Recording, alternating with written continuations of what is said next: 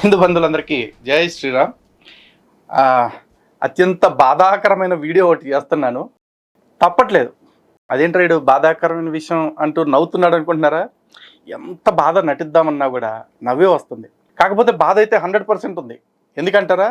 అరగుండు సాంబశివరావు గారు కౌంటర్ అని చెప్పేసి ఏదో ఒక డ్రామా చేశాడు, గంట పైనే చేశాడు.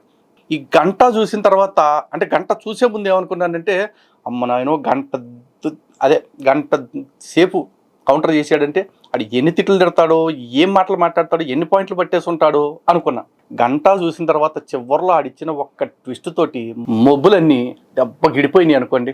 అంతేనా? అసలు ఈ విషయంలో నేను ఎంతవరకు రెస్పాండ్ అవ్వచ్చు, రెస్పాండ్ అవ్వకూడదు అనే దాని మీద నాకు జ్ఞాన బల్బులు ఎట్టెలిగినాయి తెలుసా? 1, 2 కాదు, సీరియల్ బల్బులు వెలిగినట్టు వరసమ్మట డింగ్ డింగ్ డింగ్ డింగ్ డింగ్ అని వెళ్ళిపోయినాయి. ఆ జ్ఞాన బల్బులు ఎందుకు వెలిగాయో మీకు కూడా తెలియాలిగా, ఓసారి చూడండి. అవన్నీ కూడా Sanskrit text Hindi translation, Sanskrit text English translation అలా ఉంటాయి. మరి నాకేం హిందీ ఇంగ్లీష్ కాదు. అయినప్పటికి కూడా ఎక్కడా కూడా ఎవడో కూడా వేలు పెట్టి ఇది తప్పు అని చెప్పడానికి వీలు లేకుండా కూడా ఆ విధంగా వాటిని నేను తెలుగులో అనువాదం చేసుకొని చక్కగా 1-4 సార్లు చదివి ఇందులో రాశాను. తెలుగు రాదు, ఇంగ్లీష్ రాదు, సన్నాసి అతవా. ఇదండి మ్యాటర్. వీడికి హిందీ రాదు, ఇంగ్లీష్ రాదు, సంస్కృతం రాదు, కానీ వీడు హిందూ గ్రంథాలన్నింటినీ అంట 6 ఏళ్ల పాటు రీసెర్చ్ చేసి పుస్తకాలు రాశాడంట. ఈ పుస్తకాలు నేను చెప్తూనే ఉన్నా, ఇది ఎవడో రాసిందిరా, నువ్వు కాదు అని చెప్పేసి. కానీ వీడికి దానికి ఎంత బారు పుడుచుకొచ్చి నేనే రాశానురా, నాకు ఇంగ్లీష్ రాదు, హిందీ రాదు, సాంస్క్రిట్ రాదు అని చెప్తూ వాటన్నిటి నుంచి ఏకంగా అనువాదమే చేసాడంట. ఇప్పుడు వీడు ఏ పాటి అనువాదాలు చేస్తుంటాడు, గ్రంథాన్ని ఏ విధంగా అర్థం చేసుకుని ఉంటాడు, మీకు అర్థమైందా? అందుకే స్టిక్ టు మై వర్డ్స్. ఈ బుక్ వీడు రాయలా, వీడు రాసే అవకాశమే లేదు. దానికి వీడు అంత గర్వంగా ఫీల్ అవుతున్నాడంటే, అబ్బా నేను రాశానంటే కూడా నమ్మలేనంత స్థాయి బుక్ నేను రాశాను అనుకుంటున్నాడు. నా ఉద్దేశం అది కాదురా నాయన, ఇది పరమచండాలం. బట్ ఈ చండాలాన్ని కూడా ఇంత వైనంగా రాసే కెపాసిటీ నీకు లేదని చెప్తున్నాను రా అరగుండుగా.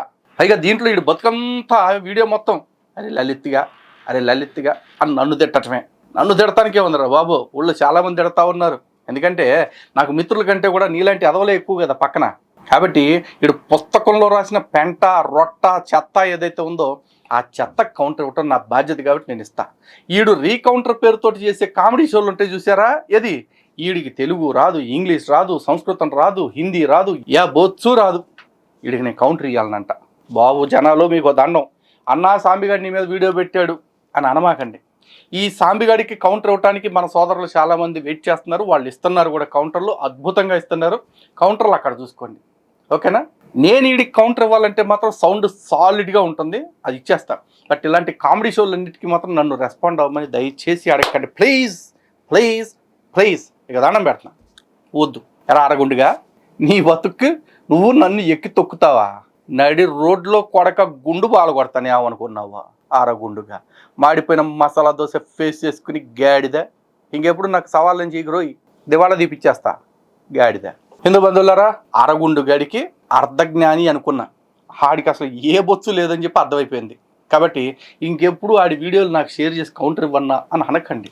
మనం కౌంటర్ ఇవ్వాలంటే వాడి కంటెంట్లో కనీసం క్లారిటీ ఉండాలి, కనీసం క్వాలిటీ ఉండాలి. ఏమీ లేదు. ఆడు పట్టుకున్న కుందేలకి 13 కాళ్ళు అంటున్నాడు, వీడు 1, 2 కూడా కాదు. ఆడితో మనం ఏంటి మాట్లాడేది? కాబట్టి ఆడు రాసి కమిట్ అయిన వాటిల్లో ఉన్న తప్పుల్ని మాత్రం ముందు ఎత్తి చూపించేద్దాం, ఓకేనా? జై శ్రీరామ్, భారత్ మాతకి జై.